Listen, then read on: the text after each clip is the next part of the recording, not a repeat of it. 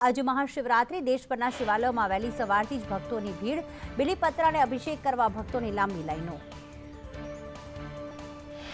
આજે છે મહાશિવરાત્રીનો પાવન પર્વ। વહેલી સવારથી શિવજીના દર્શને ઉમટ્યા ભક્તો। શિવાલયો હર હર મહાદેવના નાદથી ગુંજી ઉઠ્યા। દેશભરના શિવાલયોમાં વહેલી સવારથી ભીડ। ઉજ્જૈનના મહાકાલેશ્વર મંદિરમાં ભસ્મ આરતી થઈ। દિલ્હી, નાસિક સહિતના મંદિરોમાં વિશેષ પૂજન અર્ચન। આજે મહાશિવરાત્રીનો પર્વ। સોમનાથ મહાદેવ મંદિરમાં વહેલી સવારથી જ ભીડ। ભક્તો મહાદેવની આરાધનામાં લીન બન્યા। હર હરના મહાદેવના નાદ સાથે ગુંજી ઉઠ્યું શિવાલય। સોમનાથ મહાદેવને વિશેષ શૃંગાર કરાયો। મહામૃત્યુંજય યજ્ઞ સહિતના પૂજા વિધિઓ પણ આજે કરવામાં આવશે। સવારે 4 વાગ્યાથી જ મંદિર દર્શનાર્થીઓ માટે ખુલ્લું મુકાયું છે। મહાશિવરાત્રીને લઈને ઉજ્જૈનના મહાકાલ મંદિરમાં ભસ્મ આરતી યોજાઈ। હજારો ભક્તોએ મહાદેવના દર્શન કરી ધન્યતા અનુભવી। જૂનાગઢમાં મહાશિવરાત્રીના મેળાનો આજે અંતિમ દિવસ। આજે સાંજે દિગંબર સાધુઓની રવેડી નીકળશે। સાધુઓના મૃગીકુંડમાં સ્નાન બાદ મેળાનું સમાપન। મહાશિવરાત્રી નિમિત્તે પ્રયાગરાજમાં ભક્તોએ ગંગામાં પવિત્ર સ્નાન કર્યું। હજારો ભક્તો ગંગા સ્નાન કરી ધન્યતા અનુભવી રહ્યા છે। લોકસભા ચૂંટણીની બીજી યાદી માટે ભાજપનું મંથન। વડાપ્રધાનની ઉપસ્થિતિમાં રવિવારે મળશે ભાજપની કેન્દ્રીય ચૂંટણી સમિતિની બેઠક। બીજી યાદીમાં 150 જેટલા નામોની થઈ શકે છે જાહેરાત। દિલ્હી કમલમમાં ભાજપની કોર કમિટી 2 દિવસીય બેઠક સંપન્ન। બેઠકમાં ચર્ચેલા નામો પર સીઈસી મારશે મહોર। રાજસ્થાન, હિમાચલ, હરિયાણાની બેઠકો પર નામ પર થશે જાહેર। ભાજપ ગુજરાતના 11 નામ સહિત 8 રાજ્યોના 150થી વધુ બેઠકોના નામ કરી શકે છે જાહેર। 10મી માર્ચે બીજી યાદી જાહેર થઈ શકે છે। ભાજપમાં 11 લોકસભા ક્ષેત્રોમાં સૌના જીવ અધ્ધર ચોંકાવનારા નામો જાહેર થશે। રવિવારે દિલ્હી પાર્લામેન્ટરી બોર્ડની બેઠક। ગુજરાત ભાજપમાં બાકી રહેલા 5 મહિલા સાંસદોની ટિકિટ કપાય તેવી શક્યતા। 11 લોકસભા બેઠકો પર ભાજપ નવા ચહેરા ચૂંટણીમાં ઉતારી શકે।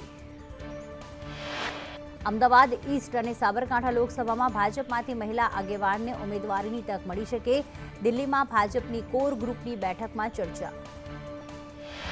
કોંગ્રેસ ઉમેદવારોની પહેલી યાદી આજે જાહેર કરી શકે। લોકસભાની ચૂંટણીના ઉમેદવારોના નામ થઈ શકે જાહેર। પ્રથમ યાદીમાં 40 નામ જાહેર થવાની શક્યતા।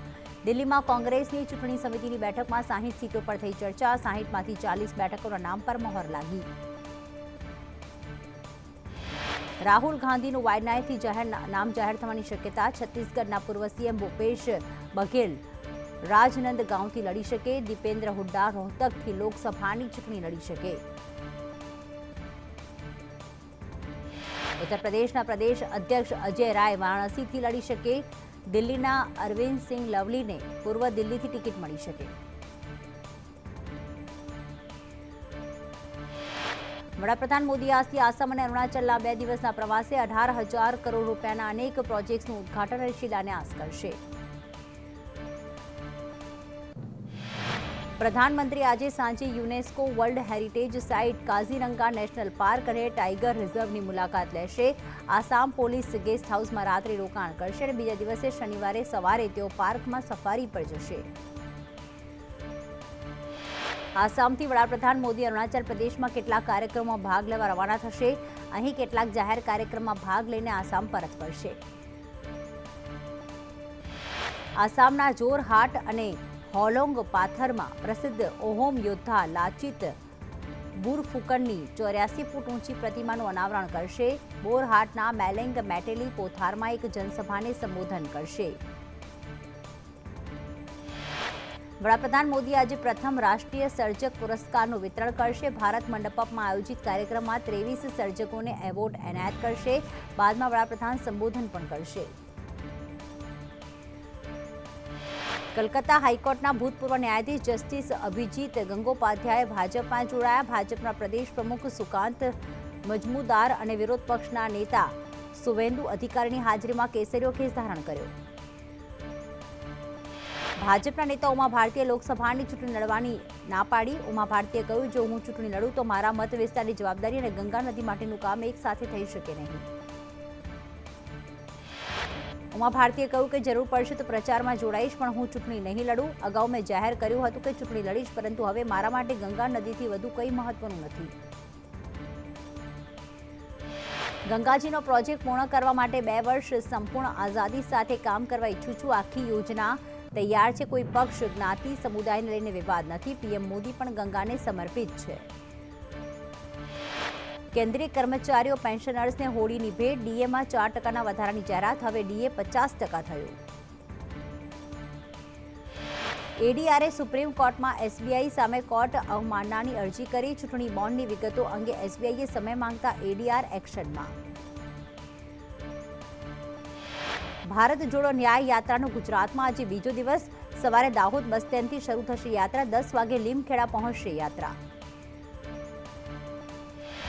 જાલોદમાં રાહુલ ગાંધીની જાહેર સભા સંબોધતા કહ્યું, દેશમાં આદિવાસી અધિકારીઓની ભાગીદારી 6%. દેશમાં જાતિ જનગણના થવી જોઈએ, જેથી સંસ્થામાં કઈ જાતિના કેટલા લોકો છે તે ખબર પડે.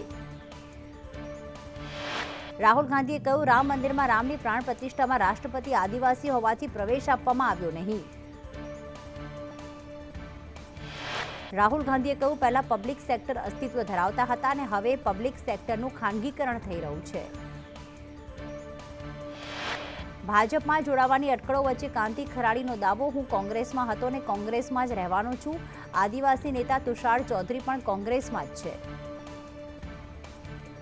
વધુમાં કાંતિ ખરાડીએ કહ્યું, આદિવાસી પટ્ટીમાં રાહુલ ગાંધીની યાત્રાથી કોંગ્રેસને ફાયદો થશે. લોકસભાની ચૂંટણીના પરિણામો કોંગ્રેસ તરફી આવશે.